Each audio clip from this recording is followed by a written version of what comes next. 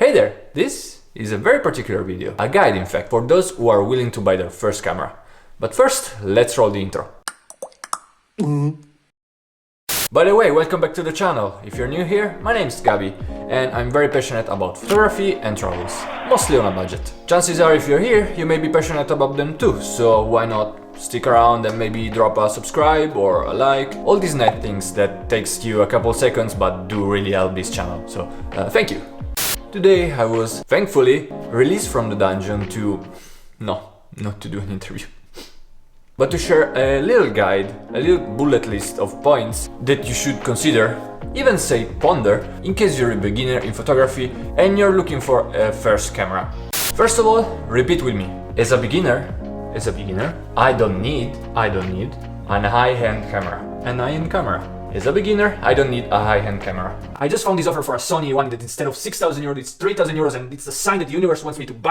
Please forget about buying something that you don't need. High-end cameras have lots of function, they look cool and their performances are amazing. But you don't necessarily need them to take pictures of your cat and post them on Instagram. You'll have to focus on what the right gear and what the right price range for you and your needs is. This actually leads me to the first question we'll be answering today. What do you need? In my opinion, the first most important need that all beginners across the board should have is the need to understand their passion.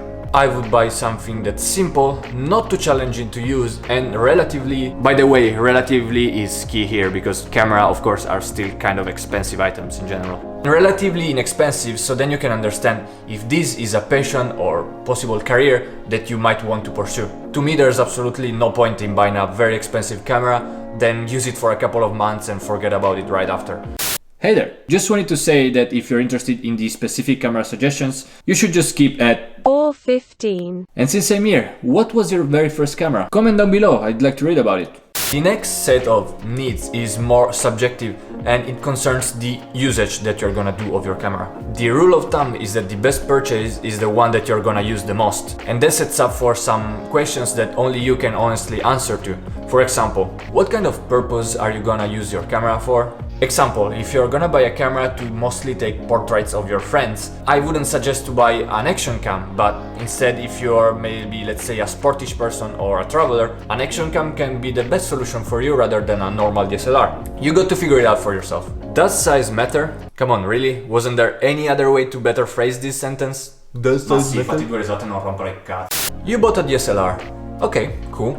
Now, are you gonna carry that chunker all the time with you? Maybe having to carry an extra bag? Or maybe, isn't it just better for you to buy a good quality phone that you're gonna carry always with you anyways? Again, this is up to you, but just please answer this question before you make a purchase that you could possibly regret. What are you willing to sacrifice? Or what does it matter the most to you? To connect to the previous question's example, do you think you're more likely to give up on some comfort and buy a bigger but better quality camera? Or would you rather give up some quality in exchange for some extra portability, like a smartphone, for example? I don't know, you tell me. What's your budget? Yeah, I didn't forget that things cost money and especially cameras aren't the cheapest item to buy on the market in general. Here, there's only a couple of things that I'd like to say. First one, I swear I've been trying to say this sentence for 5 times, but the dog keeps barking. So, the first is that if you're still willing to buy a high-end camera for your first one, then you should go to the beginning of this video and start it over. And the second one is that when it comes to interchangeable lens cameras, and maybe you're undecided if to invest more of your money on a camera body rather than a piece of glass, always invest on better glass. Because a good lens is always handy and you can bring it over onto your new camera body if you are ever gonna change it. Between a more expensive camera body and a more expensive lens, always pick the lens. Always. Okay, if you're here, I assume you did try to answer the questions that came before this part of video, and you're now fairly looking for specific camera suggestions. Well, get ready then, because we're about to start. I'm just gonna steal another quick minute to you guys because I just wanted to mention the fact that every camera that's been suggested here has its own link down in the description. Italian and English link probably. And I think that pretty much everyone nowadays knows what I'm about to say, but for transparency's sake, just know that if you're gonna buy from the links down in the description, I'm gonna get a little kickback. You won't have to pay any extras, it's all within the affiliate link system. But then, if you didn't know, now you know. Sorry for interrupting, back to the video. Alright, let's try to create some photographic archetypes so then you can best identify yourself. The traditional photographer. The traditional photographer is someone that wants a regular camera, so body plus lens, and doesn't care about anything else rather than good quality results. In this case, I can suggest you 2 DSLRs and 2 mirrorlesses. For the DSLRs, I suggest you check out the Nikon D3500 and the Canon EOS 250D, because they're basically the latest new entry DSLRs that are still being produced by Canon and Nikon, and also because of the exceptional amount of cheap but very good quality glass that these two brands are producing. By the way, if you don't know what a DSLR and a mirrorless are, I suggest you check out this video where I explain the differences and how a camera works, so might be useful. I'd go either with a Sony a6000 or a Fuji X-T100. Again, that's a couple of very solid brands that are basically ruling over the mirrorless market. And although they have a little bit less of a glass choice, there is still lots to pick from. But we'll talk about glass later on. The Traveler.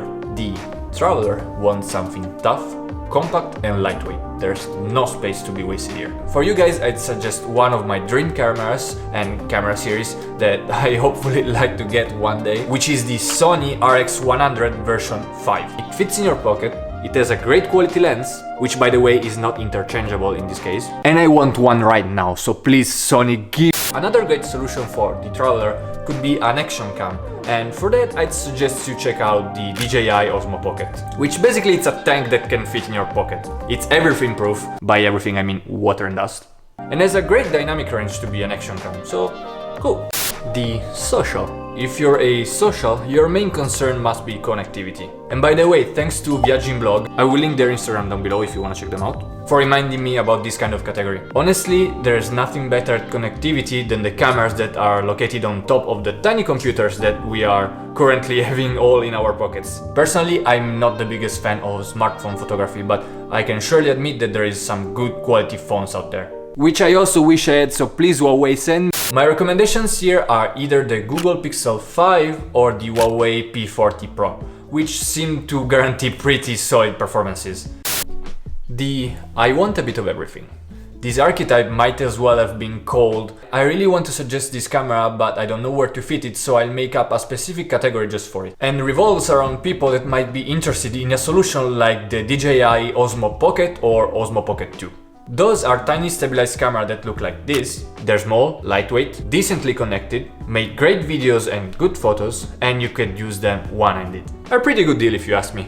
Now, let's briefly talk about glass.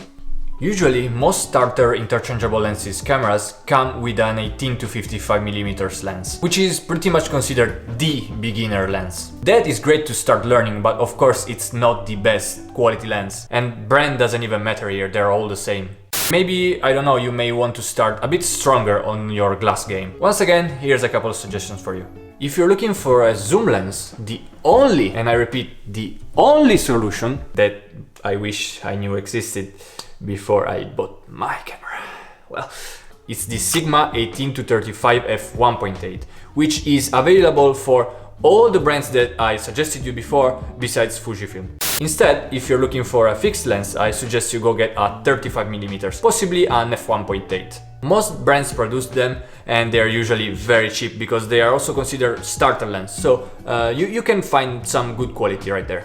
Alright, the guide is now ended, but before I leave you, I'd like to specify a couple more things. The first one is that yes, there is better solutions than the ones I suggested you at a higher price range. But as the title of this video says, I hope it does, I haven't decided on a title yet, so yeah, let's hope for it. This is a guide for people that are first joining this world. Therefore, I just went for affordable and reliable. Lastly, I just wanted to say that if you have any other doubts or any question that you'd like to ask before you go buy something that you may regret, just leave a comment down here and I'll try my best to help you out and answering those questions.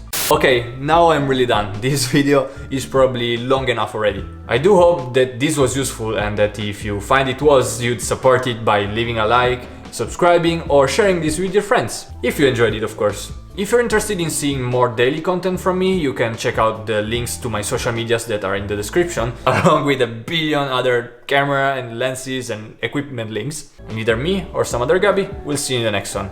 Cheers!